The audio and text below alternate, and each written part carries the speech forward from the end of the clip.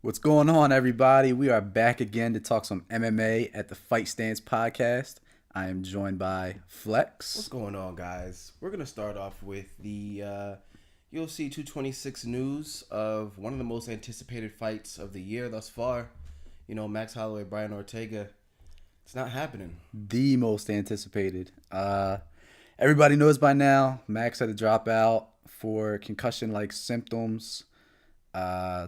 I guess he was rushed to the hospital twice this week, and he's unable to fight. And the fight has been scrapped as a whole. So it's super disappointing. It really is, man. It hurts. It hurts to hear that this fight's not happening. Yeah, man. The worse than the fight not happening is I'm thinking about doing a Jeremy Stevens, Frankie Edgar interim shot when neither of them are deserving of a title shot, and they're talking about doing an interim title shot. Don't say that. I'm like, so when they win, who's gonna face Holloway? Not Ortega? I don't. You know what I mean? It's a mess. Interim is. I'm tired of hearing that fucking word. Yeah. I'm sick of it. Yeah. But I mean, it sucks that this is the third time that Max has dropped out this year. Yeah. This was one of the fights that I was like, I just don't know who's gonna win. And the problem is that Max is such a badass. He's technically not even dropping out of these fights. It's not like he's nursing a rib injury and he tells his coaches, I don't want to fight because of this injury. He's being cut off by the commissions and by these medical staffers. The Khabib situation was kind of different. Short notice, trying to make the weight. He hurt his ankle for the Frankie Edgar fight. Yeah. And now this one we don't know what happened. I don't know if it was a sparring injury. We don't know. Like, how do you all of a sudden just have concussion-like symptoms? It was before the weight cut. It's not related to the weight cut. I don't know. I mean, it has something to do with heavy sparring, I would guess. It's probably somewhat similar to the symptoms that Donald Cerrone talked about years ago when he decided he's not sparring in training anymore. Where he's feeling it, and you see it in the speech. We watch those videos. Yeah, the one with Bisping. The one with Bisping is really telling. It's very and then the open workout, scary. There's a few punches in the open workouts that just happened yesterday. It's like, oh, something's going on. No pop. Exactly. Almost like he's like, let me slow this down and focus so I don't miss the mitt. Right. And you had that one punch that we talked about where that shit just missed. And it's not like we're making fun of Max. This is a horrible thing he's going through. We know what he's capable of. We've seen him hit mitts before. We've seen we actually went last night and watched his old open workouts just to compare them. It's just so disappointing. I think I saw the numbers this is the 17th fight of 2018 that is being canceled or changed in some way. That's just a main or a co-main fight. Yeah. That's crazy. 17. It's pretty bad. There's some kind of MMA god's curse or, the pressure of these fights. Maybe people are training incorrectly because of the anticipation of fighting on such a big card. I mean, it's happening rampant, and you can't really put your finger on what is the common issue here. Yeah, I mean, Max is one of my favorite fighters. Ortega is one of my favorite fighters. Yeah. I said the other day, I was like, I don't want Max Holloway's streak to end because I like him so much. Right. But if it's going to end, Brian Ortega is the guy that I wanted to end it against. Right, exactly. Or Frankie Edgar, because I love both of those guys. But, I don't want to see it ended against... I didn't want to see it ended against Aldo. I didn't want to see it ended against... who am I trying to think of? Jeremy Stevens or, somebody like that. You know what I mean? Like, I wanted to be against a guy that I like just as equally, if not more. And now we don't even get to see the fight. But I know. I mean, Ortega is that guy, like you said, that you do want to see him succeed. He's got the personality. He's put in the time. He's earned his right. And any doubt that people had about him, he's proven wrong. I mean, getting a TKO over Clay Guida to kind of get some kind of recognition in the beginning of his career, and then moving from there. Every fight he's had that he's won, people had the odds stacked against him, mostly because they didn't know him. But secondly, it's like, how is he going to get this finish? Because if you look at his wins, he's losing the first 2 rounds. Yeah, and he comes back in the third. He's losing the beginning of these fights, and he looks outclassed. I and look then he at that. pulls some shit out, and it's like, I look at that Moicano fight. Moicano was winning the fight, went for a takedown to secure the win in the third round, and then got caught in the guillotine. yeah, beautiful. So I mean, That was fight of the night. yeah, it's just I look at that and I'm like, that would have been a loss for Ortega, but I mean, he just finds a way to pull these wins out. And I was looking at this fight and I was like, this is either going to be a Max decision or an Ortega finish. And Max could have won the first 4 rounds, and you'd go into the fifth round thinking, oh, it only takes a little slip up. You know what I mean? That's what made it so intriguing. And hopefully, me and you talked about going to the November card, Yeah. Madison Square Garden. I mean, hopefully they rebook it for that, Yeah. because Be I'm nice. paying good money Oh, to absolutely. go see that in person, man. Absolutely. It kind of depends on exactly what is ruled for Max. Like, if there's some sort of concussion protocol that comes into play, even though it wasn't during a fight, can medical staff come in and say, oh, well, since he was pulled from a fight due to a alleged concussion, we don't know if that's, guaranteed that it was definitely a concussion. But if he's pulled from the fight, are they going to move on and say, okay, well, he can't fight for the next 3 months. He can't fight for the next 6 months. Yeah. Because if it is a long period of time, that would rule out. It's weird because July they say card, that he was or the August card, taken. rather. They say he was taken to the hospital on Monday, Yeah. and he was held overnight. But it doesn't sound like they gave him any kind of diagnosis. Right. Well, you held him overnight, so obviously you're seeing something wrong. You're not Word sending is him con- home like, no, you're okay. You're dehydrated or Yeah, they gave You're concussion-like sleepy, symptoms. That's what I kept seeing on Twitter. Concussion-like symptoms. Okay, well, does he have a concussion? You know what I mean? Like, yeah. what is the diagnosis here? I don't know. I wonder if they have.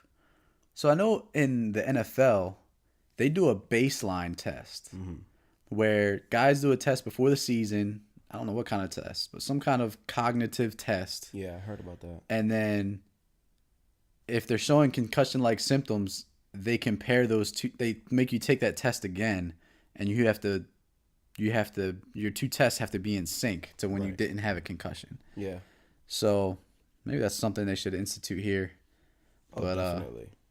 obviously disappointing. But I mean, the card is gonna survive on its own without that fight. It's just a bummer. But Yeah, it's a shame, man. It really is. It's a shame because, like I said, this is one of the most anticipated fights of the year. I always want to see Ortega fight. I always want to see Holloway fight. I'm not as big a Holloway fan as you are, though he's definitely earned his spot. And it'd be nice to see him continue to defend. speaking about the card, I mean, how are you looking at this card? Well, fight of the night that I had in one of our last podcasts, I believe it was our first podcast, actually. Our first podcast, we were talking about a potential Felder fight, and then the whole McGregor mayhem happened, and he was taken off that card because his opponent moved up, etc., etc. Felder finally has a fight against Mike Platinum Perry, and this is, I'm going to say the same thing again, potential fight of the night, for sure. Yeah, and it's for gotten, both guys. I'm looking now. It looks like it's officially moved up to the main card. I'm not positive on that. On the UFC website, it only has them on the FS1 prelims. Well, as I go to But it should move up because on the FS1 prelims, on the main website, on the main card on that website, it has Holloway Ortega. So as I go to Wikipedia to get to work my way through my life, it has it listed on both the main card and the prelims. So yeah, I don't really know. I don't know, but it definitely has main card potential. Each fighter individually has fight Yeah, potential. yeah. So this fight coming together, this is great for Felder. This is great for Perry.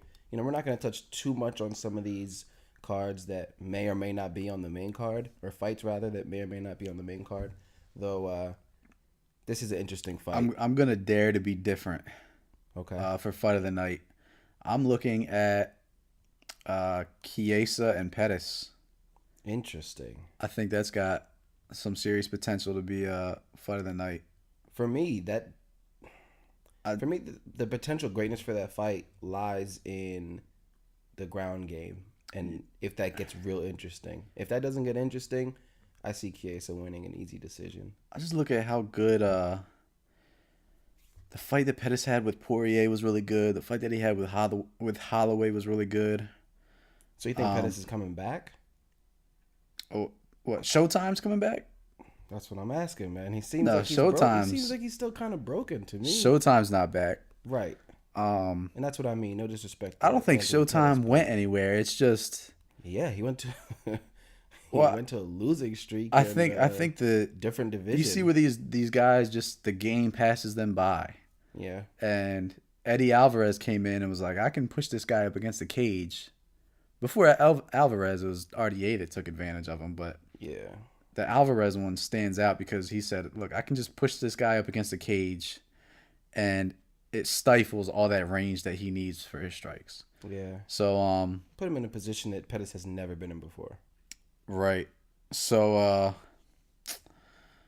I don't know. I kind of think that Pettis is gonna slip this one out though. I'm not the biggest Chiesa fan. I think he's slick Mm-hmm. in his ground game. But I'm just not a huge Chiesa fan. Did you see where he said that not Holloway, that McGregor took away his title shot? Yeah. You saw that? I didn't bother commenting. I saw that on Twitter. I was like, oh, okay. Yeah, he's like, I was the highest ranked guy. I would have got it over Iaquinta. McGregor took that away from me. I was like, all right, pal. Pity points. He wants pity points. Sorry. Yeah. Not gonna happen. I wasn't feeling that, but I can see where you're coming from. With Chiesa, for me, he's just always average, and I feel like Pettis just shows signs of being mentally broken and not really realizing where he fits in each division. You know, he didn't know what weight class he meant to be at. and he's Now he's still back at 55. he's still in his 20s. That's what's crazy. I lied. He's 31. Yeah, I was double checking that. I was like, let me double check here. He looks like he's in his 20s. Yeah, he looks like he's 21 years old. Yeah, but that's my pick for fight of the night. How about your pick for performance of the night? I just can't help but think about the Ortega fight. I'm sorry. Performance of the night. I see DC getting performance of the night. DC? Yeah. Even though I have Stipe winning, like, I could see if DC does win, he'll get performance of the night. Because I feel like one of the big things we talked about last night is Miocic's power. Just his overall strength. Height isn't really that big of an issue for Cormier. We talked about Cormier's patented clinch uppercut technique. We talked about Cormier getting on the inside and getting grimy. He can clearly take big punches, and he's fought guys above 6'4" before. He's fought guys tall, 5-6 inches taller than him. So height's not the issue. He's got to get a finish though to get that. I look at that Gokhan Saki Roundtree or Ngannou Lewis, and I'm just like, performance of the night. Yeah, whoever has the filthiest knockout from those four is gonna get or one of each fight, but yeah, because multiple can get the bonus. There's a lot of high level striking potential in this card. That's what makes it so interesting. I mean, even Chiesa Pettis, but you look at Uriah Hall, Paulo Costa. Uriah Hall, legendary top 3 knockout of all time. I mean, Felder's on another level. Yeah, his Muay Thai. Those striking. Lando combos. Venata. Lando. Lando, there's some fun striking, man, and then just some power killers. Yeah. That fight scares me. Ngannou Lewis scares me. I never wanted them to match up. In a perfect world, they create a new division. Yeah, I mean, I said I didn't want them to match up because they were both heading towards that title shot, and you didn't want to knock each other out of contention. But with Ngannou losing, that changes the whole game up. Oh yeah. Now it's okay. It doesn't really matter. Who you got for Stipe and DC? I'm gonna stick with Stipe by decision. I would love for Cormier to win, but I want to be realistic, and I really feel like his strength. It's not going to allow DC. If DC takes Stipe down, he's not going to be able to keep him down. And I don't think DC is going to be able to knock Stipe out. I don't picture that as a possibility. I think DC did very well heavyweight a long time ago, but he did do very well heavyweight. He can hold his own. He clearly can take punches from big guys, though I don't see a world in which he knocks Miocic out or controls him on the ground. And how else is he going to win a decision if he can't control Miocic on the ground? It's like the countdown until Miocic clips Cormier, and even clipping him once or twice, he's going to win the decision. I think that see, I started out with Cormier. I switched to Stipe, and last night or the night before, I changed back to Cormier. I just think I think the wrestling's gonna negate each other. Um, Probably, yeah. but if it did come to wrestling, Cormier has that advantage. That's the thing, though. Cormier is going to negate, or rather, Stipe is going to negate Cormier's wrestling. I don't think Stipe is going to try to wrestle DC. He shouldn't, Yeah, but it's a really bad idea. man, I just look at even the strength factor. I think Stipe's got more knockout power, absolutely. Definitely. But as far as just pure strength, I've heard that Daniel Cormier is the strongest dude in the UFC from people. Who, though? Khabib, Luke, Kane? No, they were talking about it in man, what's the Swedish dude? Latifi. Oh, You seen yeah, Latifi? Isn't Yeah. he AKA as well, though? Nah, Latifi is. I don't know where Latifi's at. Maybe he's ATT. Maybe that's what I'm thinking of. I don't know. I think Latifi's ATT. I'm not quite sure. I think he trains with Gustafsson. Or maybe I'm just saying that because they're Swedish. Regardless. Apparently those are as far as like bench press. You know, it was DC and Latifi are like the strongest oxes in the UFC. And so when it came if it was to come to wrestling, DC has that advantage. If there was in some crazy world there was a submission in this fight, it would be DC. 100%. On the feet, Stipe's got more power in his hands. DC has more diverse striking. You see more from the clinch. Yeah. Definitely from the clinch. Kicks, things like that. I just think he's gonna. I think it's gonna go 5 rounds. Stamina is not gonna be an issue with either guy. I think it's gonna be Cormier by decision. He's gonna outstrike him, and I think it's gonna be something like 3 rounds to 2. Interesting. Very, very interesting. And tomorrow I will switch back to Stipe. After you do some more research. Yeah, tomorrow I'll switch that up. Francis and Lewis, how about that one? Whew, that's scary. People talk about the possibility of Lewis just taking advantage of what he saw in the Ngannou Miocic fight and wrestling Ngannou. I don't see that happening. I see if it goes to the ground, you'll see a clear difference in, Lewis. That's not his specialty by any means, though he's just way more confident in that era because he's been doing it longer. So if it goes to the ground, you'll see a clear advantage for Lewis, and maybe he'll stay there. The thing about Lewis is he's looking to smush you. He's looking to get you up against the cage if he has you on the ground, and he's looking to TKO you. He's not looking for submissions. He's not getting fancy. Just guerrilla ground and pound. And I see that happening, though. The whole flash knockout, like, people are on two sides of it. People are like, Ngannou is going to knock him out with one punch. Lewis is going to take him down and ground and pound him. I think it's going to be way more interesting than that.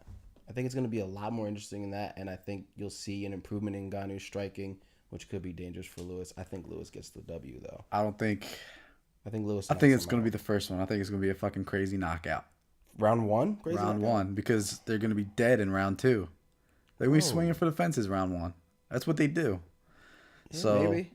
I can't see it. If it gets to round 2, it's going to be a decision. Yeah. It's going to be a first round knockout, or it's going to be a decision. I don't see a finish in round 2 or 3 because they're not going to have any power behind their punches. And both of these guys can take a fucking punch too. Yeah. Look at that fucking what was it? Black Beast against Roy Nelson. There was some bombs thrown in that. I think he knocked Roy Nelson's tooth into the third row in that fight. And those guys, the noggins on that on those guys, you know? Like they can take a fucking hit and it's That the was a same thing. Lit decision. Yeah. That's crazy. I actually thought Roy won. Yeah. But he repeatedly took Lewis down. He just didn't do anything with it. But That was when I believe that was when you first brought up to me how remarkable Lewis's, not his stand up, but his ability to stand up. yeah, that's what they How he just had no throughout the whole technique. fight. He just muscled his way. Nelson up. would take him down and he would just lay there and then he'd be like, all right, I'm gonna get up now, and he would just stand up. No special technique, nothing fancy. Just I'm None. not feeling this anymore. None. Stands up. Yeah. He's like, all right, I got my win back. Let's go. Exactly. Stand back up. He had to That's do the it fat at man least like game, 3 you know? times. You gotta preserve your energy because you're limited when you have to cut weight to 265. Yeah. But just looking at the card overall, I mean, even with Ortega and Max being taken off, I think it's the best card of the year. Yeah, it's an So, amazing card. Yeah, man. I'm hyped for it. What else we got? Let's move on. Let's move on from there. We got You want to talk about Tough? no.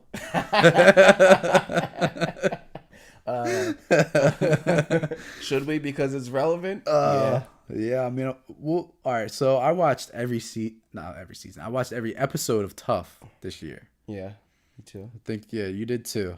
And Unfortunately, I said the only reason I was gonna watch every episode is so that we could talk about it on the podcast, and we could talk about it with people and know what we're talking about.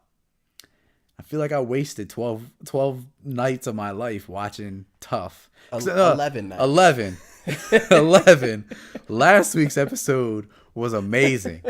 I could rewatch DC on Ice. That needs to be, forget Broadway. Disney on Ice. This is DC on Yes. Ice. This was brilliant. an amazing episode. But Iconic. man, but the rest of the season is just so dry, man. It's not even just, it's definitely dry. It's also depressing as fuck. The most injuries in the history of Tough. Those injuries. You Everybody had, was injured almost instantly. Pena, his name Pena, right? Yeah, Pena. Pena Luis Pena got Under hurt. eyebrows. Can't remember Smallin had the enzyme issue. I guess he worked out too hard doing cardio. or he just got nervous as fuck. Yeah, Dana says he just pulled a bitch move. Yeah. And somehow he's still on the finale. He had enzyme deficiency or some bullshit. What's his name? Steele, the one that's always wearing the Ricky Ray Steele? Bans in the Yeah. house. Yeah. He broke his foot or whatever. So it was at least 3 injuries this year. And Yeah, At least one of them was- just kind of had that. It didn't have me hype, you know. Nah. I don't know if it's because I'm from the era of Tough where you wait until every Wednesday night to watch it because you don't have any choice because there's no streaming, you know. I don't know if it's because that's what I'm used to and I'm comparing it to the old way because I'm not as hyped. Though there's definitely seasons in the last No. 2 or 3 years I was excited for. it's because the fighters suck. See, I don't want to compare say that 'cause I'm compare like them Mr. to past Politically seasons. correct, What but- guy did you see this season that you're like, that guy's gonna be top 10 in his weight class? Bracatona. I like Bracatona. He's my sleeper to win the whole thing, though. I definitely see a clear difference between striking of a low-level guy in the UFC that is like starting to make a name for themselves, and these guys. I just look at these guys and I'm like, what I've seen on the Contender Series I this was year, just gonna say, look at the difference between the contender. the series talent and level Tough. is just it's just different. Just because these guys are undefeated doesn't necessarily mean anything. There's guys that have come in with losses that maybe it was their first fight of their whole career they lost, or Yeah. maybe it was a flash knockout and it just happens. But the fact that they're undefeated is just it just didn't mean anything when I saw their talent on display. I look A at lot of those times that's a guys big and part of it is like losing. You see a clear difference in their overall game after a loss. Like, whoa, they definitely grown after that loss. Usually, sometimes after wins, they're like, oh, I'm just keep doing the shit I've been doing because I'm clearly the best at it. yeah, I know? mean, trying to think of a guy. I mean, maybe Giannetti can be something, but I I'm all about potential. Yeah. Potential is my thing. I like looking at these guys before they're in the UFC and saying, this guy could be champion one day in the UFC. This guy could be a top 5 guy in his weight division. Yeah. I don't see that in a single fighter. What excited me about the idea of having a season of undefeated is, oh, maybe I'll care if they lose one fight and oh no, now they have that one loss. I never thought about that once in the entire season. But it doesn't even count towards a record. Well, either way, like I never thought about them. You know how you think about somebody being undefeated, like Khabib, and you're like, oh my gosh, that one loss. Like Floyd Mayweather, if he had one loss, everybody would talk about that one loss. When Khabib finally gets one loss, everybody will talk about that one loss. Well, look at it this way. Karate Delani. Oh my god. He's still undefeated technically. He's still undefeated. Yeah. Because these aren't real fights. Well, mentally he's broken. They don't have the one exposed. thing that bothered me is it's 2 different weight classes. Yeah. Another thing that bothered me, they don't do the fight to get into the house thing anymore, you know? Yeah, I missed that. That was a big deal. I felt like that was really kind of the staple that if they're going to run out the last season or so of Tough, they should have just kept with that. We laughed last night because we're watching the fight and I said, "Oh, that's the golden snitch sitting up front." Yep. There was nobody next to him. All of a sudden, you see Dana walking in with about 1 minute and 37 seconds left in the second round. Yep. And takes a seat next to the golden snitch. Just got there. Just came for the photo op. Yeah. We laughed about how he probably didn't even just drive up to the facility. Nope. He probably was in his office. Came out of his office. It was like, let me go. It's about time to take those pictures for like, hold on. the face-offs. What are they? Oh, they recording that today? Yeah. Oh, I'll be there. Yeah. I'll come over. Let me go check that out. All right. Do I right. have to be there? All right. That's when I'll be there. Or somebody said, "Hey man, this fight's actually good," and he said, "No shit," and he walked out. Yo, that's exactly what, that was a great fight. Yeah, it was a good ass fight. That was a really good fight. You know, when they said that Cuccinelli was going to go back in, I was like, oh. Literally the only fight that I really enjoyed the whole season. Yeah, his first fight versus Bryce wasn't that good. Bryce just implemented his game plan, took him down at will, and controlled the fight. And then when you saw him against Tyler Diamond, you're like, whoa. Yeah. First of all, they both have chins. Yeah. And they put it all out there. It's one of those put their heart, you know, in the center of the cage and just made it happen. You know, they really showed that they deserve to be there. It was enjoyable. I think both of them are, well, obviously Cuccinello, but I think Tyler Diamond might be on the fight tonight. I mean, tomorrow night. Let me double check for you. I mean, I think that he earned being put on the finale. Even though I'm against losers being put on the finale, I don't like that. But I don't see him on here. No, well maybe he's not on there. We've got Gunther Zuniga, Pena Smollett. Jeez. We've got Cuccinello Catona All and right. Trezano Giannetti. Time for a reset. So Gunther lost both of his fights. Yep. He lost his first one Got by choked out in 13 seconds. instant chokeout. And then he got pummeled. And then he showed the worst striking I've ever. Some of the most heart. Heart only gets you so far. You know, I don't give a fuck about heart. I'm going to be honest with you. I give a fuck about heart when you're showing your striking because you've trained and it's just not landing. And you have some competency in striking, in MMA overall. Fucking Zuniga sucked too. Yeah, Zuniga wasn't good either. But that's the thing. He was undefeated. He was 4-0. Where? I'm pretty sure he's 4-0. Somewhere in Costa Rica, son. Apparently he's... Oh, he's like 13-0. Gunther was 4-0. Zuniga was 13-0. Yeah. And not out of his home country. Yeah. But what'd you say, Zuniga? Oh my God, bro. So we went back and watched, what was that, episode 10? Episode 11? Yeah, 11. 11. We went back and watched episode 11, the DC on Ice episode. And I paused it because after, you know, everybody thought that Stipe was going to win because he had hit a certain amount in a row and he only had to get 4, I believe, to beat DC in the Coaches Challenge. The greatest performance on ice. DC on ice. DC had the greatest defensive hockey comeback from his knees because he couldn't stand straight up to save his life. But had the greatest comeback, won the Coaches Challenge, and there was a small freeze frame where you see Zuniga in the background, and all I could think is, my country need money, man. That $1,500, he could have bought a whole house. Oh my God, man. My Poor country need Zuniga. money. Like, it's fucked up to laugh about, but it's fucking hilarious. Well, DC had promised to give $10,000 to each of his fighters. Right. And after the fight, Stipe's like, yeah, I would have matched it too and given 10,000 to all my guys. And it's like, bro, because you get your ego hurt in a hockey shootout, still just you're write not a going to check give them for any 10 money grand. anymore. What does this make a difference at all? Doesn't. It's your money. It's not the UFC's money. You can He give out your just money. Nobody's wrote a check. stopping you. Man, Team DC, man. Hashtag Since episode Team 1. DC.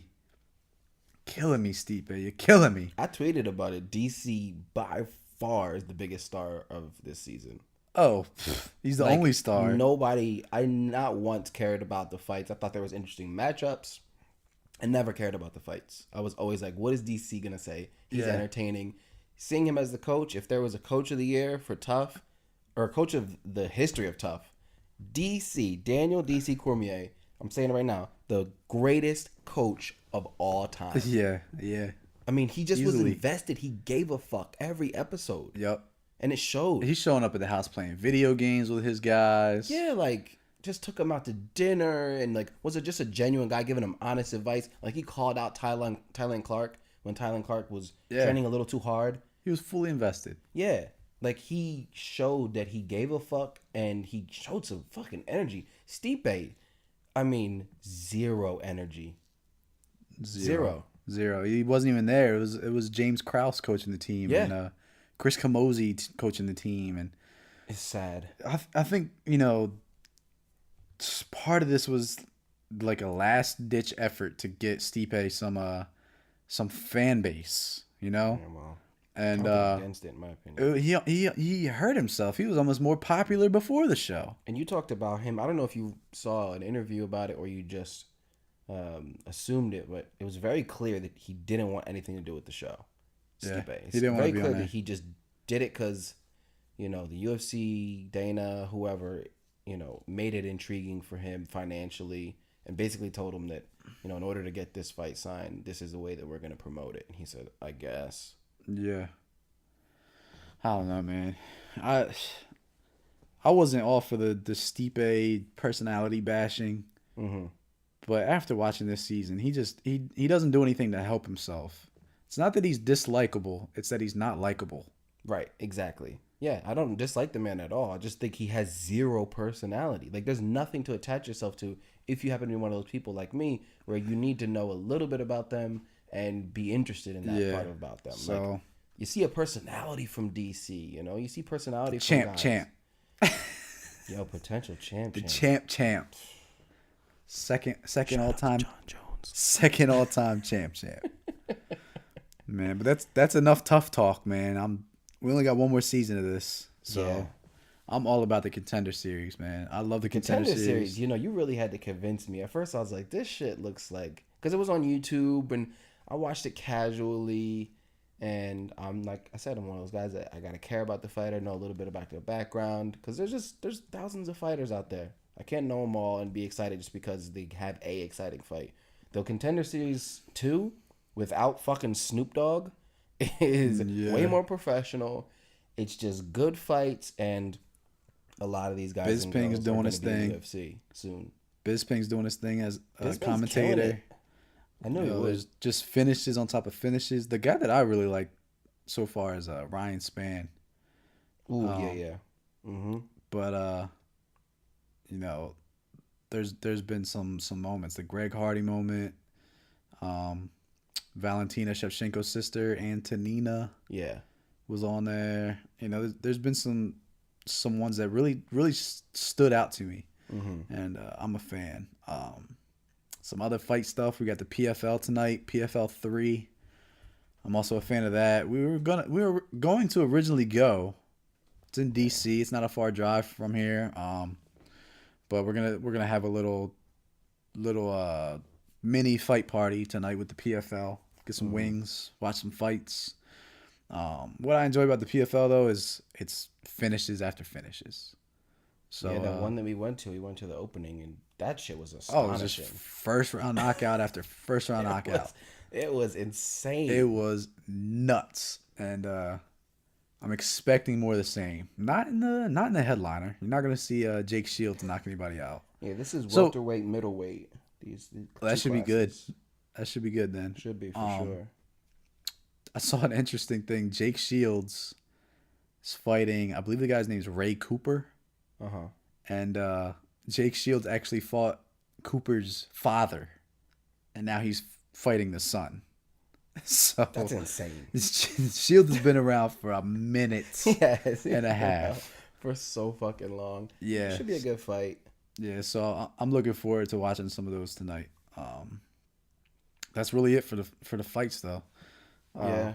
I don't know much about these fighters. Like, speaking of Tough, Eddie Gordon had a really bad performance on Tough. I remember Not Eddie too long Gordon ago. a couple seasons ago.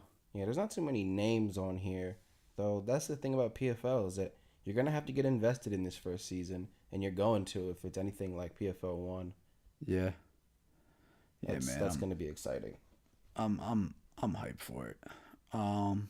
Should we get to some MMA hearsay? Yes, let's do it. MMA hearsay. You want to start off with the Conor Khabib? I mean, it's been a rumor for forever, but now it's seeming more concrete than ever. Yeah, so there's a rumor floating that Conor and Khabib has been signed, or at least agreed to, for October 6th, I think it is. Pay-per-view in Las Vegas. I saw something within the last few days from Twitter account MMA Team Dagestan. Which apparently is pretty respectable. They said that if Conor and Khabib didn't get agreed to by next week, that the UFC was planning on moving to Khabib and Tony. And then a couple days later, we see a rumor that Conor and Khabib is agreed to. I did see John Kavanaugh had an interview where he said that it's still in negotiations or something like that. Okay. But I mean, I don't know. I mean, I'll be 229. I've been on record as saying this fight's not gonna happen because I don't think that Conor really wants to fight Khabib. I just feel like if he really wanted to fight Khabib, it would already be agreed to. Well, I don't know, because we find out at the end of this month what happens with. I mean, it wouldn't have that big of a impact. What happens with the whole legal situation in New York if he does fight in October, because that's Vegas commission. But Conor has full control of his career. At any point in time, if he wants something bad enough, it'll happen. Like, he's the one that's prolonging this shit. And he's been kind of quiet too. He's been showing a lot of training pictures, but I guess he's staying out because of the legal situations and everything. But which is smart for now. Yeah, we'll see. It's supposed to be the end of this month that we find out when he has his hearing. So we'll see about that. I don't think that Conor has the tools to beat Khabib. I don't think he is confident in the tools that he has right now to beat Khabib. But Conor surprised me before. It's just been a long time. It's hard for me to talk about Conor's skill set, though, because he hasn't fought MMA in so long. Like, it's hard for me to be confident in what he can and can't do. We know he has a powerful left hand. We know he can knock people out. We know his striking is very dynamic and slick and accurate. We know he struggles on the ground. We know Khabib's the best in the world on the ground at that weight class. So yeah, I don't know, man. I don't know. I just need to see it. I just need to see it because I'm not gonna believe until I see it. To the ground. And then we're gonna have to sit through months of hoping that these guys don't get hurt or back out of a fight. You know, it's just that's the worry that we have in 2018 MMA. The most exciting division too. It's the fucking lightweight division. Yeah. Where we have the best fighters in the world, in my opinion, or at least the biggest stable of the best fighters. Yet they're plagued with injuries, man. Yeah. Freak injuries like the Chiesa and Felder thing falling apart, or legitimate injuries like, you know, Khabib's liver shutting down or Ferguson rolling his ankle on a fucking aux cord. It's like, man, I can't remember who replied to me today or yesterday, but they said until we see these guys walking into the octagon, it's not real. Yeah, exactly. And that's how it has to be. Tore his LCL. I never heard of an LCL until he tore his LCL. What was it? MCL, ACL, ACL. PCL, Yeah. LCL. Yeah. Never heard of LCL because it's not a common injury. Like doctors said, it's not common at all. But anyway, that, like you said, when it's signed, they're at the arena. They both are sitting there looking at each other, and the ref says, "Let's fight." That's when it's real. Yeah. What we got next? You want to talk about your boy Whitaker? You know, he's been in the news obviously after that crazy fight. I don't want to talk about the decision, though. Let's talk about who he's gonna fight next because he's a champ. Well, he's targeting the New York card. Okay. But yeah, so he said that he believes that Chris Weidman is more deserving than Kelvin Gastelum. He even threw out the name Luke Rockhold as a secondary opponent to Weidman. That he thinks Rockhold is more deserving than Gastelum. He said Gastelum needs one more win. It seems like something you would base on Gastelum's lack of performance, like training wise, but his wins are what deserving. Let me put it like this. He's clearly deserving This, all right, I'm a huge Robert Whitaker fan, but I do not agree with him saying this. Here's a point to make. Robert Whitaker's last win before he got a title shot was Jacare. Gastelum is coming off a win against Jacare, but he doesn't deserve a title shot? Right. Now, I mean, he's basing this off of Weidman beat Gastelum, but that was at least a year ago, maybe over a year ago, because Weidman's been out with an injury, and Weidman was on a 3-fight losing streak before he got that win. Yeah. And even in that fight kind of mirrored TJ Dillashaw and Cody, because Gastelum had that knockdown in the first round, and another 10 to 15 seconds left in that round, he would have finished him. Yeah. And then he got finished himself later in the fight. Right. You know, so it's not like Weidman just outclassed him. And, Right. You saw how Gastelum could have won that fight. Right. He showed that he was on the same clear. plane, That's a good the point. same plane. Yeah. But yeah, man, Gastelum's he's way more deserving of this fight. You take away that win, yes, he's fighting a bunch of old heads, but he's destroying them. Yeah. He ran through Vitor, you know. He did to Bisping was. He ran through scary what he Bisping. did to Bisping. He just beat Jacare, which Jacare's coming off that win against Brunson, that head kick win. So Jacare's in phenomenal shape. He's not showing like these other old guys. That was a good win. It was a close win, close decision, but he got the decision in Brazil. I mean, that was the proof I needed. For me personally, that's the proof I needed for him to be considered for a title. That's pretty telling to me, and I don't know why Rob Whitaker thinks that Weidman is more deserving.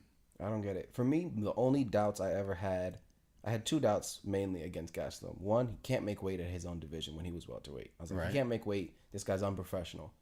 He moved up because he continued to be able to not make weight. I was right, and he did the right thing. He moved up. And then I was like, okay, this is where he belongs. That was a learning process. He's still a super young guy, you know, coming from tough and whatnot. And then I look, and I'm like, okay, well, who has he beat? I hate to be like everybody else, but it's common. Who's he beat? And when he beat Jacare, especially how close that fight was, I'm like, all right.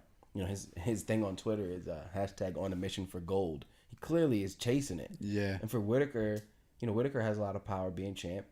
If Whitaker feels like it would sell better or some reason like that, he's going to push it. And if it's in New York, I would argue only that Weidman would sell better. I know Kelvin. It's messed up for Kelvin. He's said before, you know, he consistently says that he wants to go back to welterweight. Yeah. But he says if the championship opportunity came at middleweight before welterweight, then he's going to take whatever title shot he can get. Right. Regardless of weight class. But there's no, that's the thing that I don't understand is that he has no chance of getting a title shot at welterweight. You can't just do really well at middleweight and then jump back down and interrupt the rankings. You know what I mean? Like, unless you're Conor. Yeah, but that you can say that about anything. Like, Conor can do anything always. That's just what Conor wants to do. It's a Yeah, Connor show. it's just tough. I mean, for that to happen, he would have to have the welterweight division completely fall apart. The same way DC is going up to heavyweights because the heavyweight division doesn't have any real contender right now that's like you can't skip over this guy. Right, exactly. You know, you got Curtis Blades, but you can skip over Curtis Blades and nobody's gonna be very upset. Right. Maybe he needs one more win or whatever, but um, now in welterweight you got Darren Till. Yeah. So once you figure out this whole Colby Covington situation, you got Darren Till who also can't make weight, but that's the next big star welterweight, and Gastelum's not going to go back down there. But getting back on topic, Rob Whittaker, you're wrong. I don't know why you don't want to fight Gastelum. That's the thing that's weird. I don't know why.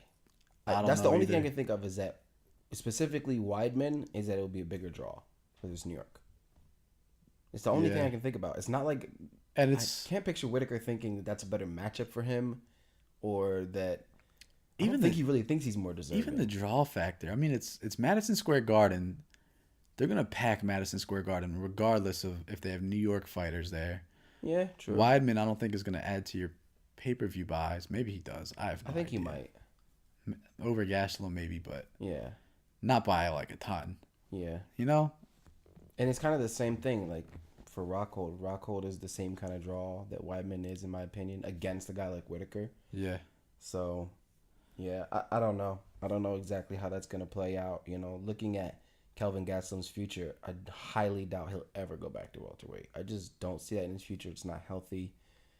I don't think he'll be that successful over there. Mm-hmm. People talk about him not being able to beat younger guys at middleweight, though. I want to see it.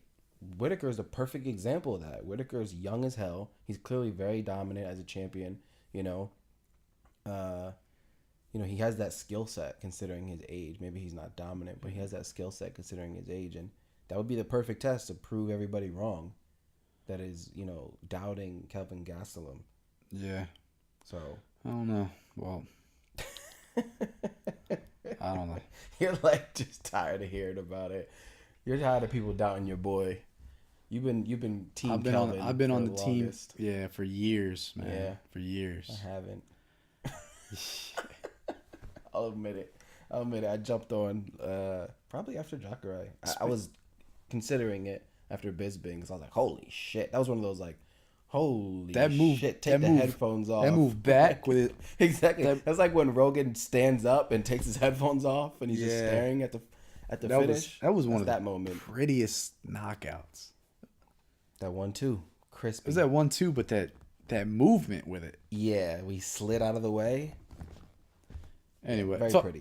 Going back to welterweight division. See this news about Wonder Boy saying Dana promised him anything he Yeah. wants because he took the fight with Darren Till on opponent's soil. Yeah, he saved the card. Yeah, so Going now back he's out. saying that he wants Robbie Lawler, and he wants it to be in South Carolina as a headliner. His home, not his hometown, but his home state. Two things about that. One, love Wonder Boy. Down to see him fight. Mhm. Two, what are those South Carolina tickets looking like? Because we need to go. Them shit, that's gonna be in a. I'm gonna all right. It's not. I can't even say arena because there's no arenas in South Carolina that I can think of. Well, Maybe he like- named one. maybe a football arena, but that'll. He never named go. one. I don't know what goes on. There's got to be something. They got to have concerts and stuff there. He named one that held 15 or 16,000 people, which is Okay, a good size basketball arena. that's pretty big. Plus somewhere like Madison Square Garden holds like 18 to 20. Yeah, So it's I'm pretty. trying to go. It's pretty big. I remember looking up tickets for UFC. I don't know what the number was, but it was Tyron Woodley against Robbie Lawler Mhm. and Demetrius Johnson against somebody. You can never keep track of who he fights, and that was in Atlanta, right? This was in Atlanta. Cage side was like $300. That's crazy. So somewhere in South Carolina. I can only imagine what the tickets are gonna look like. Yeah, that's the thing. You're right. There probably is venues in these cities. Though, what's the MMA draw? You know, you look at I the cities can't that are see it huge being fight huge, cities. but Yeah. yeah. Also, we got the Cowboy Cerrone Fight Series. Cowboy Fight Series is You're gonna be gonna have to called. take the lead on this because I found out about this yesterday. So he I don't posted know on anything about it. Instagram. He kind of went back to his days before he got signed to the WEC and how Tap Out was instrumental in getting him some people to look at him, and it eventually led to him being signed by the WEC. Mm-hmm. We kind of did like a little documentary type thing on him. They followed him with a video camera, and I think he said he was 6-0 Mm.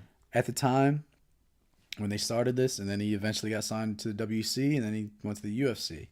So he wants to do his own TV series with amateur fighters.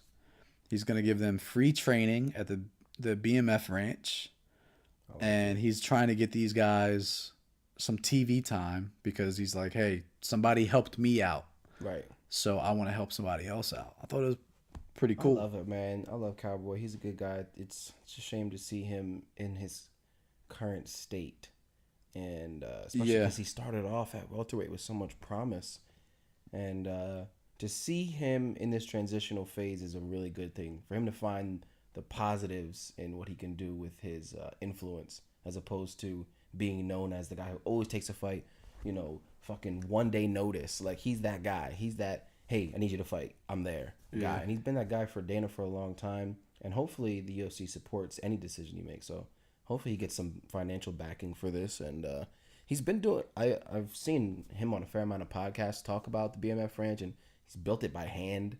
Him and all his fighters, guys he's been with, building like kind of a brotherhood, camaraderie for some time. So this is a passion project for him, and I wish him the best. Yeah. I'm always supportive of things like that. It absolutely looks like a great idea. I don't know if it'll be a YouTube series That would or be dope. it'd be pretty cool. Because the life he lives on top of that should always be documented. This motherfucker is always deep sea diving and fucking Yeah. skydiving, So, and all kind of water Him sports. grabbing some young guys and being like, "Hey, follow my lead." That'd be way more entertaining than Tough was. Yeah, I'm all about the Could you Cowboy imagine Fight that? series. Let's have that. Let's have that replace Tough immediately, starting Yeah. now, So, effective tonight. No more Tough. Some old man talk. Oh fuck. Chuck Liddell, Tito Ortiz is official. Care. They don't have an official date. They don't have a official place. But it's agreed to. What do you think? I don't care. I don't give a fuck. I didn't give a fuck about Gracie Shamrock 7. I don't give a fuck about this. This fight is absurd. It's a cash grab. You know I fucking hate cash grabs. It's a cash grab, but listen, it's on pay-per-view. Who's gonna pay for this? People are gonna pay. Who's gonna pay? Problem is that marketers are smart. Promoters are smart. They'll find a way for people to pay for it. They'll promote it Man. to the point where they take advantage of people. They'll put some kind of incentive on it. You'll get to watch some other fight that you're actually interested in, and people will pay. I'll tell you this. I don't pay pay. for the UFC. So if I don't pay for UFC fights, you think I'm gonna pay for Chuck and Tito? Especially in this era where everything's free, and there are certain things like Hulu, in place of cable television. You personally just got rid of cable television. So you Yeah. could have Hulu, Sling, there's all these different options. Netflix, obviously. There's the things that catch fire and you have to have because people look at you like you're crazy if you tell them you don't, Yeah. So, but the problem is that with these models, we were talking about ESPN and their Plus app and, Fight Pass. We talked about that before, so we won't touch on it too much again, but that's kind of why this pay-per-view, it might not do well because people aren't looking to pay for anything nowadays, especially if there's a way, even if it's difficult, if there's a way to get it free. Is anybody going to be mad that they missed it the night of and watch it online on some website the next day? Not really. There's not going to Yeah. be that fear of missing out. This is a fight that I'm just like, I don't even know if I want to watch it afterwards. If it just popped online free on my laptop, I probably wouldn't even watch it then. I don't think I will. I'm afraid. I don't want either fighter to win. They I got don't want it to happen at all. This thing is it's under Oscar De La Hoya's Golden Boy MMA that he's starting up. Yeah. They don't have a location yet for this thing. It's gonna be one of those ideas like the bare knuckle boxing where they had to go Don't to get me started. wherever they were, Wyoming or Yeah. wherever this happened at. Yeah. And because they had to go somewhere where they could find a commission. Yeah, where That'll there's sanction it. where there's only dirt roads. What commission is gonna approve Chuck Liddell to fight? None.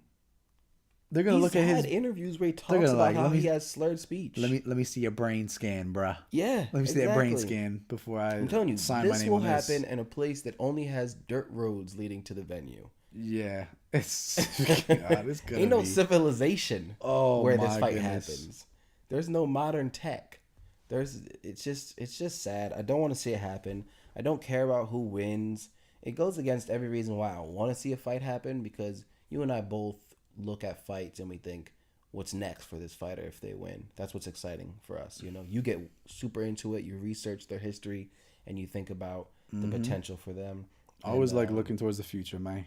yeah, and you can't look towards the future when the future is the past. These motherfuckers are the past. Ain't no future for them. They are considered the past. That's where they need to stay. They're GOATs. They're the greatest of all time. They're up there with the best of them. Chisel their name into the wall somewhere near the Performance Institute and call it. It's done. Man. Aren't they already inducted into the Hall of Fame? Chuck definitely Shouldn't you be is. And immediately Tito's too. disqualified from Yeah. fighting if you're in the Hall of Fame? Isn't that part of it? Isn't that the whole point? Is that you're in the Hall of Fame now? You're either dead or you're retired. Like, you should be disqualified immediately if you're in the Hall of Fame. Like, what are we even talking about right now? Oh my god! You want to see Matt Sarah fight again? He just got into the Hall of Fame. No. He clearly still has the skills. No. He's over here subduing No. these drunk idiots, that are harassing waitresses. But I don't want to see him fight. I don't want to see Chuck fight. I don't want to see it. I don't care. It's a cash grab. It's one of the main things that's kept me away from being a fan of Bellator, is that they do cash grabs, and this is considered a cash grab. I don't know what organization, some startup bullshit. Oscar De La Hoya, phenom, boxing career, legend. Promoter wise, I'm not a fan of the guy at all. And Bit of a prick. yeah, and I just don't want to see this. And if it's gonna be an Oscar De La Hoya organization promotion, I really am against He's gonna it. have his face all over it. That's the problem. Oscar just can't be humble. Like, you're a Hall of Fame guy. Everybody knows you're a legend in the boxing industry. You don't have to still be an asshole. And I don't know. I'm not a fan of it. To put it short, I'm not a fan of it. So let's stick with the old man talk. Vitor. Love that dude. Big fan of Vitor. Vitor retired not even 2 months ago. Yeah. Took off his gloves, middle of the ring, threw him down on the ground on the octagon. I had to do an impromptu SoundCloud recording Yeah. just because I was just, God, that shit made me Looking sad. back on the legend that is Vitor Belfort. Now he's talking about who would you like me to come back and fight?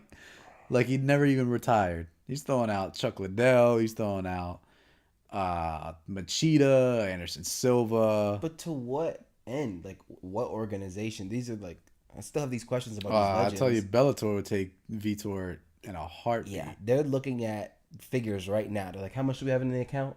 Yeah. Go ahead, send them that check. Yeah, they would take him easy. People have talked about like pictures that he's posted where he looks jacked. Yeah. There's only that one picture where he's like sitting in a sauna. He's got the camera. He's holding the camera with two hands out in front of him where he's squeezing Camera his chest angle together. tricks. Anybody looks jacked when they do Yeah. that pose, It's like, you know? it's like fat chicks on Instagram. Yeah. I mean, Angles.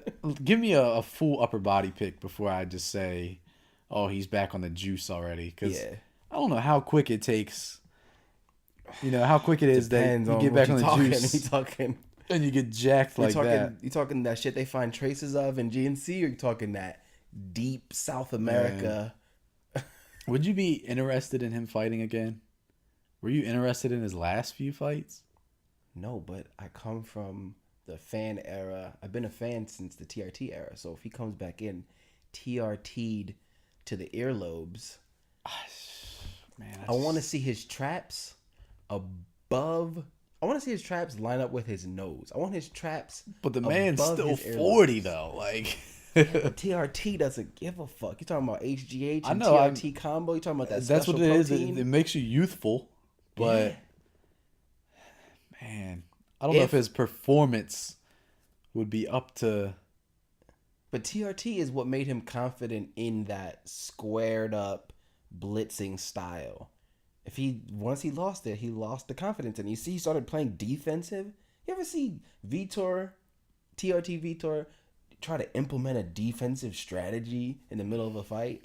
Nah, he had basic understanding of defense. Obviously, he's a fucking mixed martial I artist. just feel like but he went in there and he knocked people the fuck out. yeah, That motherfucker was so confident he was throwing wheel kicks for the first time in his career against Luke man, you just and knocked him out with it. it's just is TRT gonna fix his chin?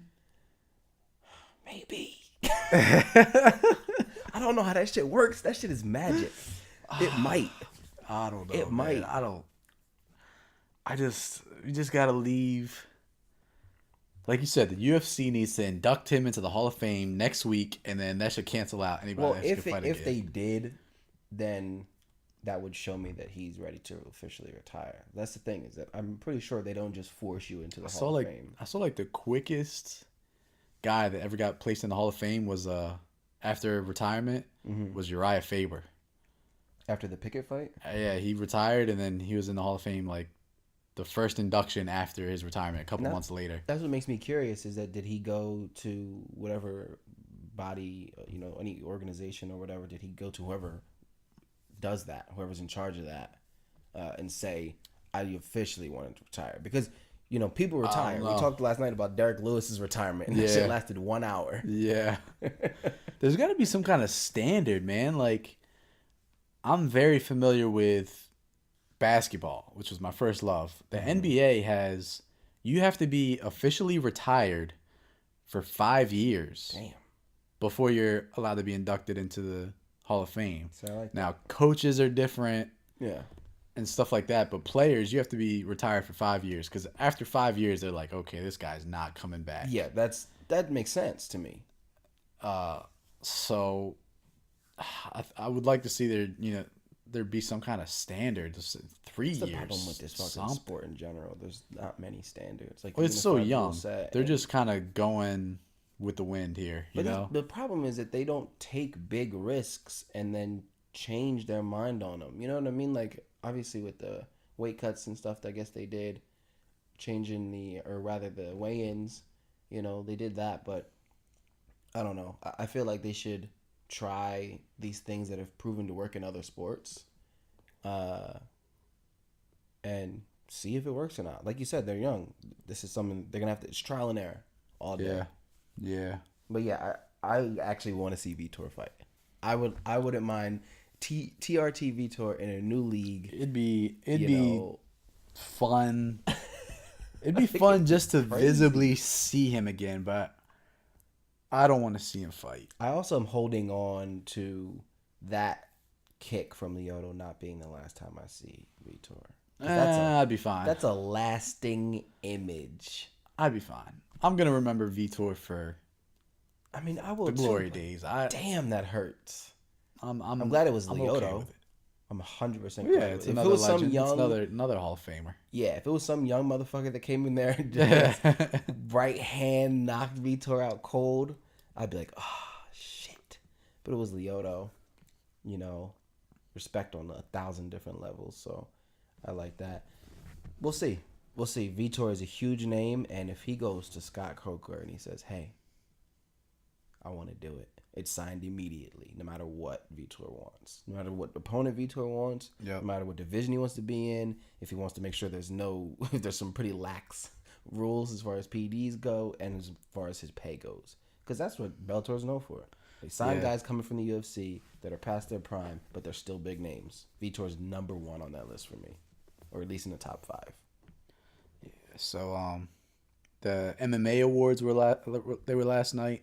Yeah, let me Any kind of comment? pull up the official, because it's weird that they announced the winners. They announced the nominations. They announced the winners not too long after that, and then it doesn't air until like the middle of this month or Yeah. something like July 19th or something like that. I just think the MMA awards are so cheesy. Like Octagon Girl of the Year. Like Well, they can't have exclusion. How do you win that? How do you win? Are you just the prettiest? Yeah, that's kind Do of you fucked up strut to the say. best? Did you not mess up any of the cards that you were holding? Like, how do you win that? It should go by like the only statistic you could put out is like the amount of big events you've done. They gave John McCarthy referee of the year. Like, what's the criteria? He didn't fuck up once. This is all. Here's the thing. There's popularity contests there's popularity contests in addition to statistics like Max Holloway and his fucking winning streak, him becoming champ, beating Aldo twice, and people like him. So he's the clear winner for fighter of the year. Right. That goes through, like you said, with all the fighters. You can see a commonality. Rose Namajunas, female fighter of the year, et cetera, et cetera. But when you get to, like you said, get to some of these other ones, it's like ref of the year. They gave him a lifetime achievement award, John McCarthy. I mean, that's pretty cool. But referee of the year is just like, how do you judge that? Why even have organization of the year if the UFC is just gonna win every year? I don't know. Here's an interesting one we can talk about. This is kind of like a hashtag what's your stance. Maybe this is one that you don't agree with. Coach of the year, Trevor Whitman. You also had Duke Roufus, Firas Zahabi, Matt Hume, and Dwayne Ludwig in there. Do you do it based on how many champions they've coached, or they're currently coaching? Trevor Whitman has Rose Namajunas, Justin Gaethje, and I'm not sure who else. Right, like if you have two champions and the other coach has one champion and one, number one contender, does the guy with two champions win automatically? Like, well, I want to look at the statistics. I don't know. I like the statistics. Matt Hume has Demetrius Johnson, and I can't name another guy. Yeah. Dwayne has TJ, obviously, and Dwayne has TJ. Who else is in Bang Ludwig? It's just TJ, right? As far as like big names. TJ's his guy. Yeah. That's all I got. Firas is GSP. Firas has a lot of guys. He does, right? He's got GSP. He's got Aubin Mercier. Okay. I think Rory McDonald might still be a TriStar. Probably. So that would be a big one. What was the other name? Oh, Duke Roufus. Yeah, so got CM Punk. CM Punk had a hell of a year.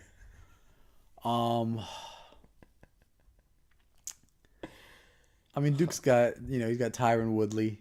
He's got Paul Felder. Yeah. He's got the Pettis brothers.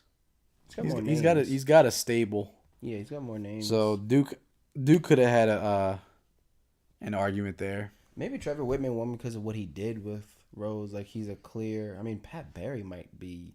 Not for coach, obviously, but he might have had more of an effect on Rose. Yeah, well, he definitely works with her on a daily basis. Absolutely. Yeah. Well, when you saw her striking, like, insane. Remember I talked about, in episode 1, I talked about Rose's career at Tough. And it was just like, when is she going to secure an amazing finish by submission? And if she doesn't, she's going to lose this fight. She wasn't a competent striker. She wasn't a dangerous striker. She's a dangerous striker now. She definitely, her career just took off. Yeah. And in a direction that not many people saw it going. That would be... you got to give, I guess, I don't know what Whitman did specifically with it, but he's our head coach, and he's got to have a big role in that. And she had the upset of the year. Oh, 100%. And then she defended her belt against Joanna again. In my head, they were both upsets. I thought that Joanna Yeah, was off people, her she was game. she She was underestimated her, and I was like, oh, she's not going to Joanna was the underestimate her favorite in the again. rematch. Yeah. So, I mean, yeah, I mean, why not Whitman? What were some other things in there? Gym of the Year, American Top Team won that. Yeah, they got too many fighters. They got they got a lot, a ridiculous amount, too many to name. It's just a lot of those awards are just so basic, and it's even the male fighter of the year, female fighter of the year. It's like they only fight 2 to 3 times a year. It's not much of a. I don't know. I could care less. Couldn't care less about the MMA awards. Yeah, they don't on the website. They don't have. They have the nominees for leading man, but they don't give a winner. Like I think it's gonna be did, Dana. right? I'll go with Dana. Yeah, you think it's gonna be Dana? I'll go with Dana. You sure it's not gonna be Chatri Sityodatong? That guy? Yeah, him.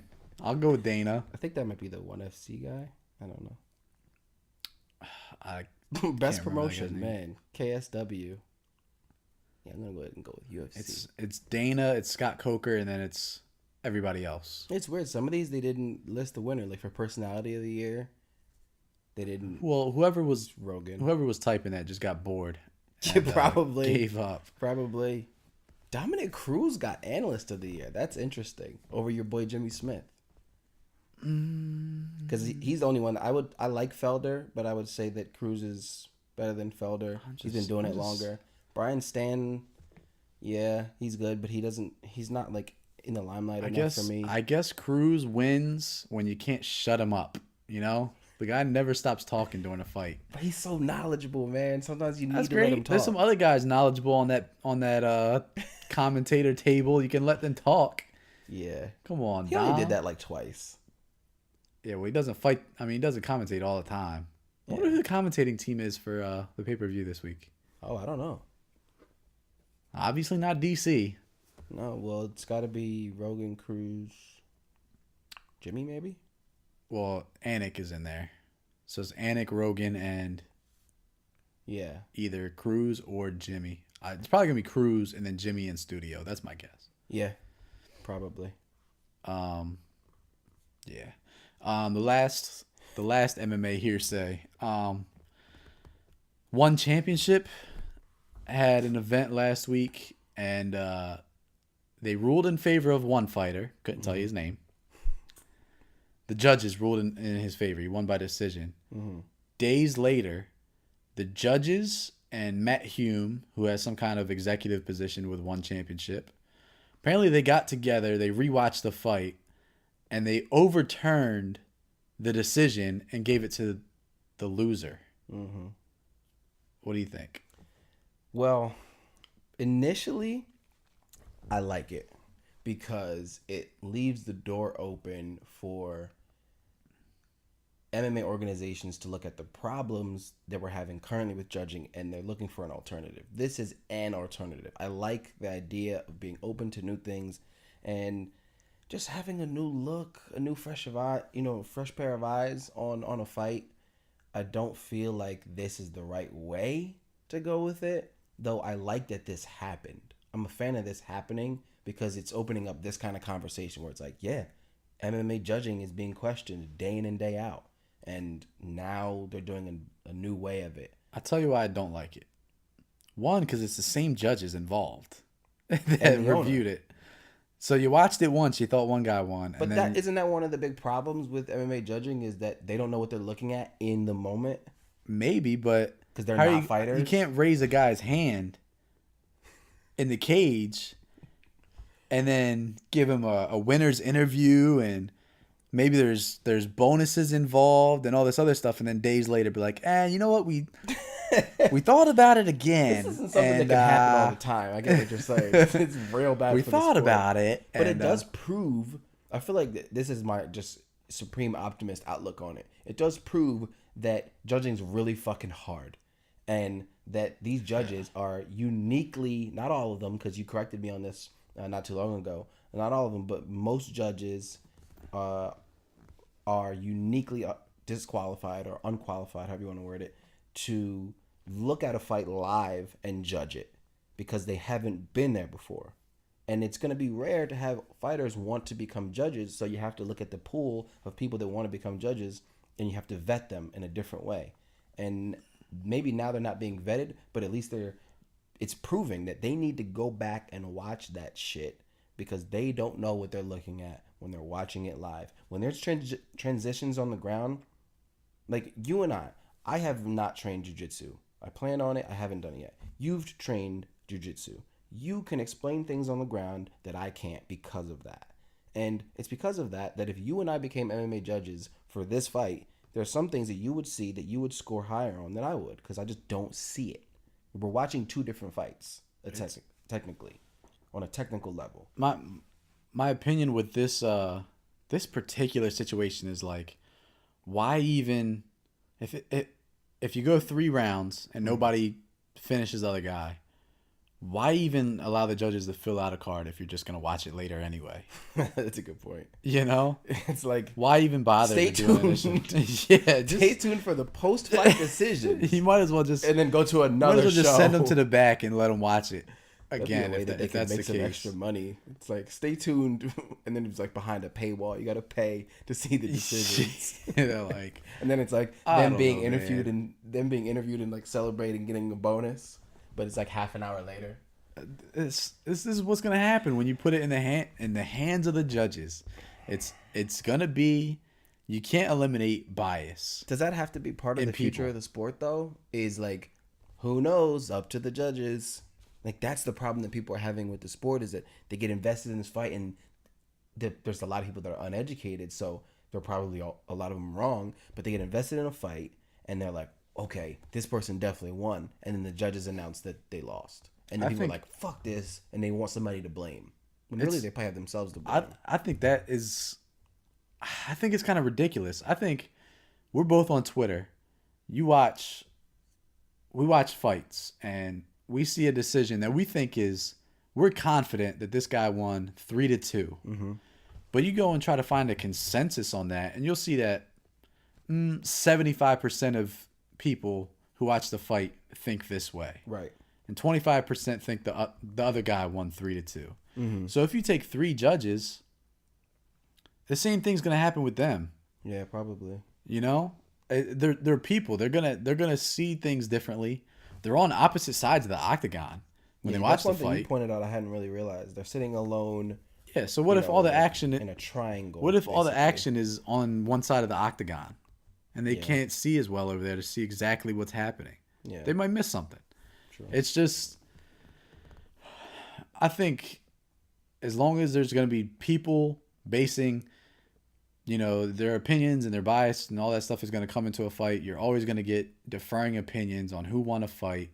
And that's not going to change just because these guys are judges. It's always going to be that way. When was the last time you saw Joe Rogan and one of his guests agree on who won a fight? That's a good point. Him and Shaw both talk about how the judges suck, and then they defer on who won a fight. Right. So who's right and who's wrong? There is no right and wrong. Highly educated in the sport. Yeah. The problem from a fan point, and this is the only thing that I'm really worried about in the future of the sport, because I want the sport to grow so much more. The problem that I'm having is that when the fight goes to decision, the feeling in the crowd and the feeling of people watching is the same as if in, let's say, NBA, the end of a game, if there's a foul and half the people agree on it and half of the people disagree on it. That's that feeling, but imagine if that happened at the end of a tie game every single game, or more often than not. Like, that rarely happens. Usually somebody's up and they continue to be up and then they win. But imagine if it's 100 to 100 and 75% of the time, or let's say even 50% of the time, which I'm sure there's more decisions than 50%, but let's say 50% of the time that happens in the NBA. People will be turned off by the sport because they can't have that confidence. Yeah. People, even though that's the problem with MMA being a team that's not a sport, or not being a sport that's not a team sport. They're invested in one person, but everybody still has that mentality of wanting to be part of a team. So when they're Team Felder or Team Perry or Team Roundtree, Team Cormier, whatever it is, they get invested in that throughout the fight. They're invested in that shit before the fight even starts. They're talking shit, whether you're watching or you're live. And then when that decision comes out, just something gets taken away from you that you can't even wrap your head around. And that's the problem. People can't wrap their head around these decisions. We need more confidence in the judging. And I don't know the answer to fix that. I definitely don't think that this ONE FC decision, and it's kind of creepy that it's the judges and then the owner, because what are the owner's investments? Like, what kind of angles is he looking to make? You know what I mean? I'm not trying to judge his character, but there's some kind of business aspect of that makes me wary. But I like the fact that we're opening up new ideas. Yeah, I don't know if there is an answer. I did a little study of mine on the judges from till Wonder Boy, and instantly people just write off judges as, oh, they have no experience, they're from boxing, blah blah blah blah blah. I looked up all three of those judges. One is a Hodger Gracie black belt and had an MMA fight, and the other two had extensive MMA fighting experience. So I don't like people just writing off, oh, it's boxing and they don't know shit.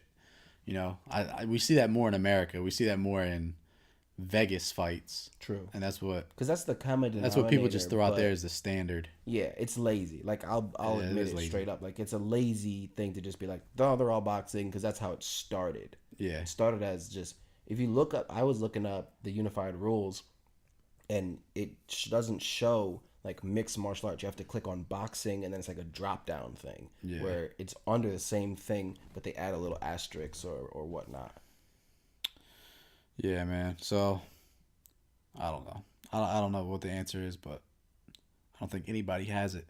I know there's a lot of interesting ideas that are thrown around from time to time, though. I want more confidence. I want the sport to grow, and you can't have people investing in these fighters and then being disappointed time and time again. Let's get to these Twitter polls that we ran. Oh yeah. Two specifically got a lot of feedback, a lot of conversation, close finishes. The main one we posed was, what non-UFC fighter would you like to see fight in the UFC? Options being Ben Askren, Michael Venom Page, Michael Chandler, or a return of Rory McDonald. The winner, there was over 500 votes. I think it was 520 people voted, and the winner was Ben Askren. He had 60-something%. 63. Overwhelming. So, what do you think about that answer, and what's your stance? God, I don't like talking about Ben Askren because it's never going to happen. But I will say I did a little research on Ben Askren. At first, I was like, "Fuck this guy. He doesn't look like he's marketable. He seems like he's out of his prime. He's the type of fighter that bores the shit out of me." Though I had to do the same thing for him that I had to do for Colby Covington. I had to look at the statistics, I had to look at what they're good at, and I had to give him credit for getting to where they've gotten. And I looked at that a little bit, and I realized that he's accomplished a lot. I wouldn't regard him as a Hall of Famer because he just hasn't beaten the top talent that resides in the UFC. And until he does that, I mean, it's not even worth talking about because he's not going to. But looking at him in comparison, I don't see any possibility of him ranking. Like, I didn't think this was going to happen. 36%. I thought the fact that you put Roy McDonald in there just made it unfair, to be quite honest, because that was my pick, Roy McDonald, right off the bat. Rory to come back. Rory was a huge... That was the one that, like, I was gutted. When he left, I was like, wait, what? Like, you're talking about the young Canadian star that put on fight. Like, we talk about the best fights in the history of the sport. Rory Lawler, by far, is up there. Rory Diaz was nice. Yeah. Fuck yeah, Rory Diaz. I mean, Rory is a just insane talent. Young, talented, puts on crazy fights. He's not just getting these slick knockouts. He's getting hurt and coming back. Rory's a guy that put it all on the line at a young age and still has the talent, still has the ability to win. And only time we saw that waver was against Wonder Boy, you know. Mm-hmm. And He was he had one foot out the door. yeah, by but that look time. at what Rory did to Woodley. I mean, you're talking about the current champ, so that's a clear cut. I know people don't like to do MMA math, but I'll do it. Rory could come back and fight against Woodley. I mean, that's the one that really hyped me up because I feel like he would seamlessly transition back into that weight division and be in the top 3 and could beat anybody in the top 3 currently. Yeah. I agree on Askren. I don't see the popularity coming with him or the marketability coming with him. He just has a very dry way of speaking. He's outspoken, but he has a dry way of speaking, if that makes sense. Yeah, that makes sense. He's got that beef with Dana, blah blah blah blah blah. But amazing fighter. I don't know where he would fit in, but I just don't have any interest in seeing it. Even you talk to a guy like GSP. GSP doesn't seem like he has any interest in fighting a guy like Askren. GSP's And that's who Askren wants. like way above that. That fight makes zero sense. My pick was Michael Venom Page. Yeah. I want to see Michael Venom Page in the UFC. His striking is so unique. It's insane. It's just so different. He does whatever he wants. He has no game plan. He's just like, so I'm different. having fun and I'm better than everyone. And the way that he speaks, he can sell himself. He's from England, so he has that fan base behind him. He's getting into boxing, and UFC's getting into boxing, Zuffa boxing. Mm-hmm. You know, there's a lot of opportunities there. And look at his last fight. Is that the kind of competition we want to see Michael Venom Page against? No, but I mean, the guy I tell you, quit. I don't know a thing about his grappling skills. Well, I want to find out. But you put him in there against a 170 guy in the UFC who is a pure striker, and well, I don't know about everybody, but most of those guys, he's gonna have his way with them. It'd be interesting to see him and Thompson. Oh, I'd love to see that. Man. Talk about a striker's dream. Oh, I'm striker biased for those who don't know. so we're doing Stephen Thompson and MVP in South Carolina. Let's do it. Let's do it. But yeah, that's the thing, man. Having Rory in there, it's like I felt like Rory was the biggest loss. Potential future for somebody who's never been in the UFC. We've always wanted to see Venom Page in there. Venom talks about how Scott Coker treats him like a son. Scott Coker is just a good, genuine guy. You know, we've seen interviews with Scott. He seems like he legitimately is this genuine guy that really cares about his fighters. He's a promoter, but he doesn't take it to that next level. You know, Dana does, but it's also one of the reasons why the UFC is number one. And you can't take that away from Dana. They look at Scott and it's like, damn, man. For the fans, you should leave Bellator and you should go fight the best in the world. Though for the longevity of your career and just being comfortable and just continuing to beat the shit out of people and making memes and talking shit and throwing Pokeballs at people and like whatever weird antics he does, all that extra shit he does with the fucking, you know, Thanos glove and doing the Fortnite dance. Like, you can't do that in the UFC, you know? They limit your freedom. Oh, yeah. 100%. Like, you know, your sponsorships and your antics and all that stuff. They definitely limit your freedom, and Bellator has been like, hey, we'll take you how you are. Yeah, you know? Exactly. It's like living somewhere that's super conservative, or working somewhere rather that's super conservative, and then going somewhere that's super liberal. Yeah. And it's like the place that's super conservative is going to pay you more. You're going to get more exposure. You know, it's a good business move, but you can't be yourself. Yeah, so man, I think I just love to see MVP. Michael Chandler is he came in last, I guess you'd say. I don't know if he came in last in the Twitter polls. Yeah, he did. He got 11%. Rory got 12%. Page got 14%. And Askren rather. Ben Askren got 63%. Yeah. So Close. Michael Chandler I'd like to see in the UFC. Yeah.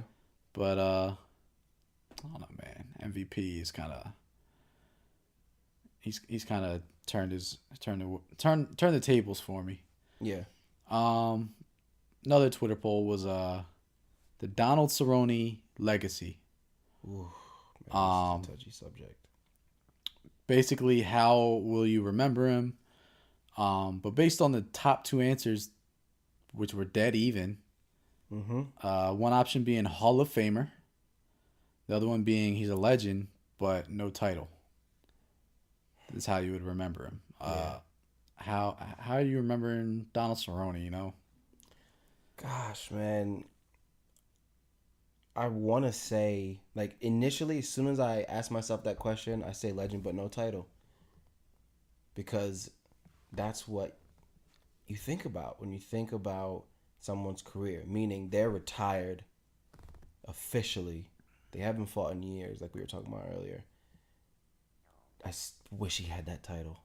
I wish I could say, damn, Cowboy did it. One I of the want to live greatest that to moment never through him. to never get a title. Such a fucking career. I mean, we're talking about like it's already over, but you know, such a career that man has had thus far, and the title's looking like it'll never happen. And it's never been because of skill.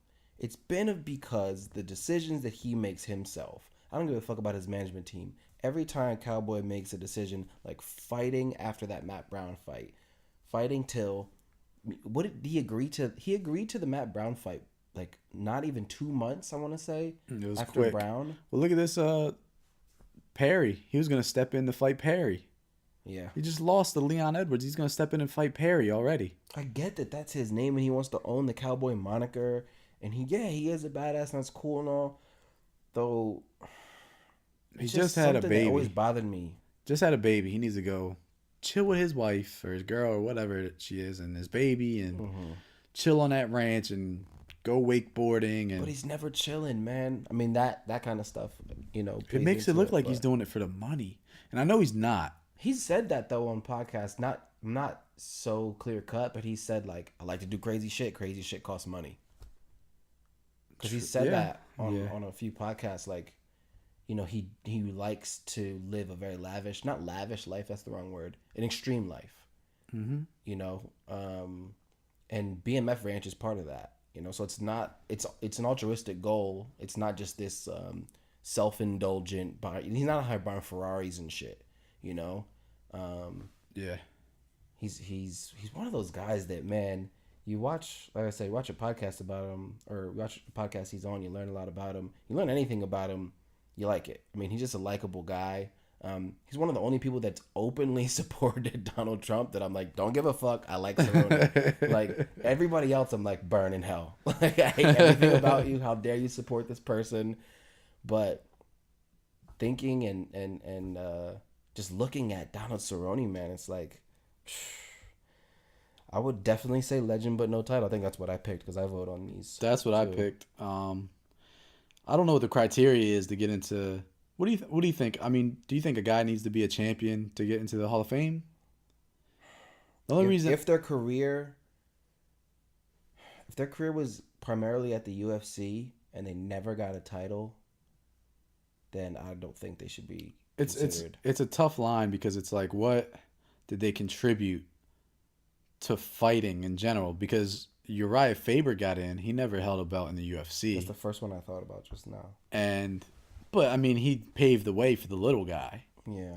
So his influence in MMA is monumental. Yeah, he's also been, you know, He's well deserving. Yeah, he's also been a coach, a mentor to champions. But what's Donald Cerrone's, not his legacy, but his influence on the sport? I don't think he's had much influence. He's been a fan favorite. Cowboy, yeah. Yeah, but he didn't change the game or anything, you know? Not really. Didn't hold a title, so I don't see Hall of Fame. People think that I had this conversation with myself thinking like, damn, is that disrespectful to say? But I don't think it is. I think if you look at the people that are definite Hall of Famers, you can't compare them to Cowboy. or you can't, Cowboy can't compare to them. Yeah. He's up there. Like that's the thing. I think people look at Hall of Famer, and when you say no doubt, it's like Hall of Famer, no doubt.